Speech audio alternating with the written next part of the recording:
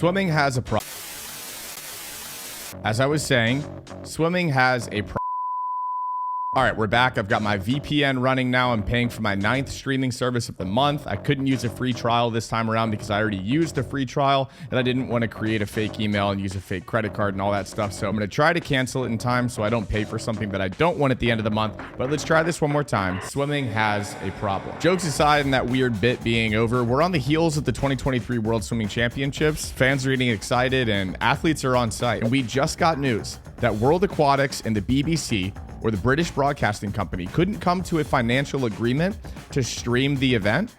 And so the BBC won't be broadcasting the 2023 World Swimming Championships. One more time, we just got that news. And British swimming fans are not happy, and I think rightfully so, because the event is actually already underway. We just haven't started the pool section of the actual event. So for a quick second, imagine if you're in the States, if you're in the United States and you like football, imagine that on Monday morning, going into a Thursday night football game, the NFL was like, yo, change of plans. So we couldn't come to an agreement on the Thursday night football game. So you're actually just going to have to watch it over on a different site. So just snag your favorite VPN so you can trick the internet into thinking you're in a different location, a different country or something. It would be pandemonium. But that's what just happened. That's pretty much what just happened. And it makes me pretty happy that I live in the US and we at least have a solid lock on Peacock being able to stream the event. So we know where to go. We know a place that we can pay for it. And it's not NBC, but whatever. We know where to go. And we know that we're going to be able to pay to watch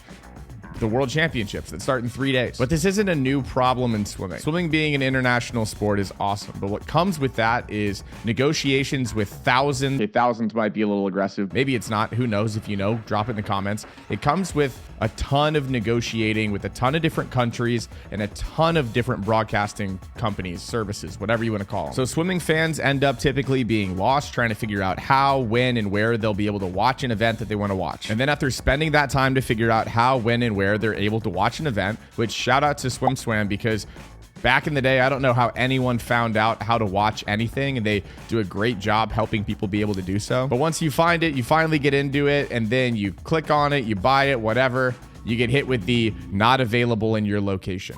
So to recap where we're at, outside of just the biggest events of the year, NCAAs, US Nationals, World Championships, etc., you have to find out when they're actually happening, which is a lot harder than you would think. And if you think it's easy, you're probably like in the 1% of swimming fans. Then you have to figure out where you can watch it, if you can even watch it at all. After that, you're gonna have to figure out if you're gonna have to download some free trial for some niche broadcasting company called like flippydippydoodlecompany.com, and then hope you don't get charged $800 for some weird fee in like 3 months. And then, like I said, you get all the way to the finish line, and then you have to figure out how to download a VPN because it's actually not available in your location. And that, ladies and gentlemen, is a surefire way to figure out how your event has 37 viewers. Swimming is capable of generating a significant fan base. For some reason, people love to say that swimming just won't ever be and can't ever be a sustainable sport. Swimming won't this, swimming won't that, and sure, that might have been true a while back, but with the barrier to entry on the production side of things shrinking with advancing tech, things are changing. People are able to consume much more niche content, for example, this YouTube channel that you're watching, and support or spend their entertainment hours in a sport or niche that they really, truly love. Rather than previously, when you would come home from work or school and grab a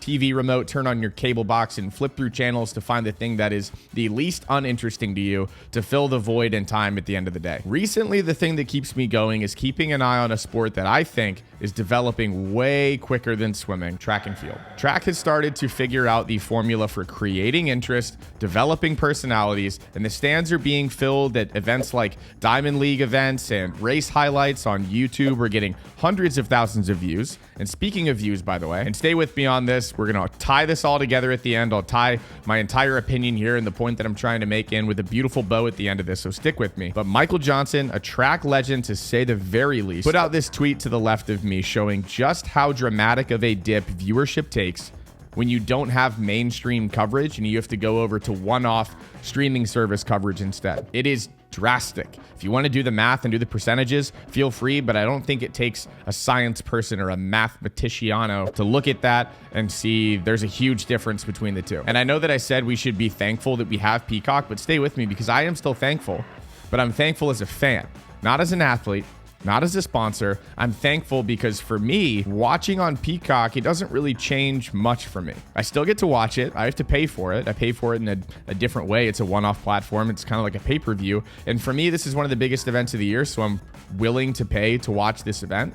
Paying some money for it isn't really an issue for me. But the issue is when rights holders and broadcasters come together to try to come to an agreement on how much an event should cost and who should get to stream it, like BBC and World Aquatics did. By the way, I have no idea where this deal went sour. It could have been a mutual disagreement on price and value. World Aquatics could have thought that World Championships was just more valuable than it was, and the exact opposite of that could have happened as well. But when rights holders and broadcasters try to make an agreement, they start to look at historical data. Historical data is likely used to gauge value when it comes to this sort of deal, which is exactly where the trickle-down effect begins. When the World Championships is streamed on Peacock and not on NBC, which I should have the tweet back up on the screen next to me, or on some niche production platform and not on the BBC, viewership numbers drop, which means sponsors spend less money sponsoring events. And then when sponsors spend less money sponsoring events, athletes are deemed as less valuable. It's just true. When Pat Mahomes is on TV, when Serena Williams is on TV, their sponsors are happy. When you have to download a VPN and pretend like you live in a different country